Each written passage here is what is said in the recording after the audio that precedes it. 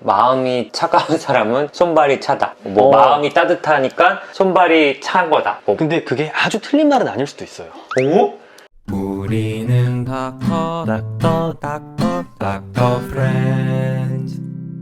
안녕하세요, 닥터 프렌즈입니다. 손끝 발끝이 너무 차가워가지고 아프다, 저리다 이러신 분들이 있어요. 맞아요. 악수할 때 미안해하시고, 맞아. 잘 때도 수면 양말 신으시고. 맞아요. 근데 이런 분들이 아마 이 영상을 클릭하셨을 텐데, 손발이 찬 분들. 네. 이런 분들이 한 해에 병원 진료를 받으시는 분이 거의 10만 명이 넘을 정도로 손발이 찬 걸로 병원도 오세요? 아프니까. 그리고 이게 아주 안 좋은 질환의 초기 증상일 수도 있거든요. 제가 오늘은 수족냉증이 일반적으로 생기는 그런 원인들, 일상생활에서 이걸 극복하기 위한 그런 방법들, 그리고 어떨 때 병원을 우리가 찾아가야 되는지에 대해서 간단히 좀 알려드리려고 해요. 저는 그런 거 막 우리끼리 농담 많이 하잖아요. 마음이 차가운 사람은 손발이 차다. 뭐 마음이 따뜻하니까 손발이 찬 거다. 뭐. 근데 그게 아주 틀린 말은 아닐 수도 있어요.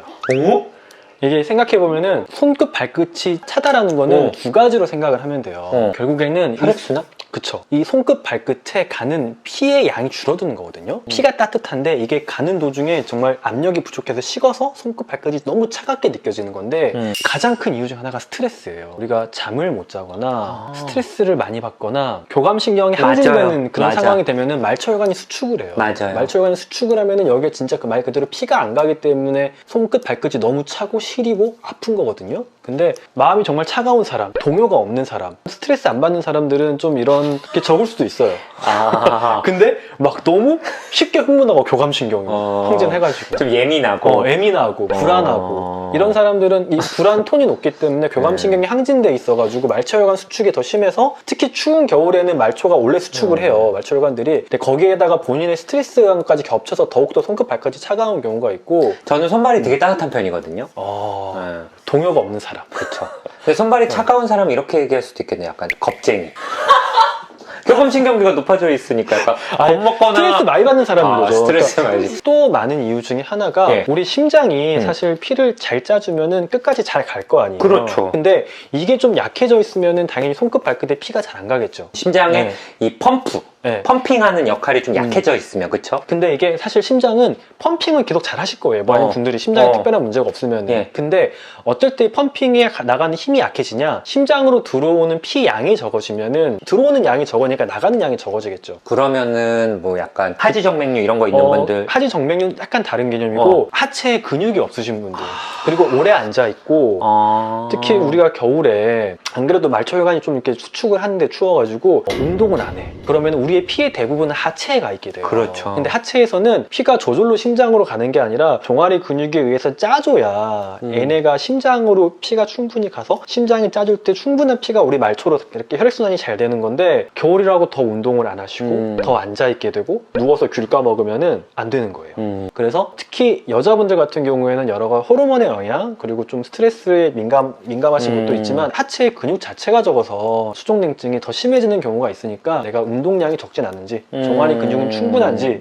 확인을 해보시고, 또 마찬가지로 탈수가 되면 안 되겠죠. 그래서 충분한 수분을 섭취하는 게 너무너무 중요하고, 이거는 그냥 손끝 발끝을 따뜻하게 하겠다고 여기 그 국소적으로만 따뜻하게 해서는 우리 피가 절대 데워지지가 않아요. 왜냐면은 결국 여기로 가는 피의 양 자체가 적잖아요. 근데 여기를 따뜻하게 뭐 장갑을 껴놓는다고 해도 그걸로는 우리 몸에 피를 다 데울 수가 없잖아요. 따뜻하게 뭔가 그게 안 되기 때문에 정말 너무 수족냉증이 심하신 분들은 우리 몸에 전반적으로 데울 수 있는 차라리 반신욕이라든지 신부 체온을 올리는 거에 더 집중을 하셔야 돼요. 이런 노력들을 하심에도 불구하고 기존에 당뇨병이 있거나 고지혈증이 있거나 담배를 태우시거나 이러면 혈관 자체가 얇아져 있는 경우들이 있어요. 말초혈관 질환이 있는 경우. 류마티스 질환이랑도 좀 관련이 있을 수 있죠. 뭐 류마티스 질환 같은 것들 경우에 우리가 레이노 현상이라고 진짜 손이 창백해졌다가 저린, 통증 이런 게 있으면서 다시 붉어지는 이런 색깔의 변화까지 두드러지는 경우가 있거든요. 이 정도까지 증상이 심하신 분들, 그냥 단순히 시리다가 아니라 뭐 간지럽거나 아프거나 이런 통증이 있는 분들은 병원을 한번 가보셔서 그 기저에 어떤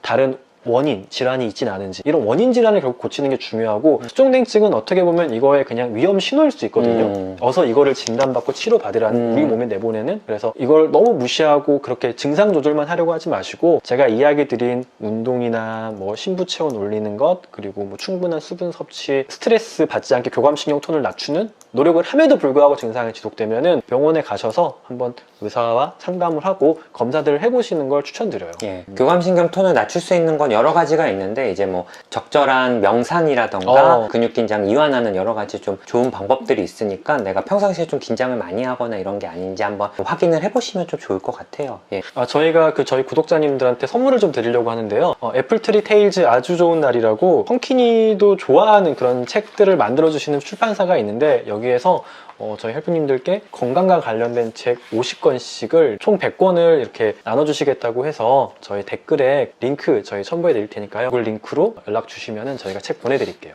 감사합니다. 감사합니다.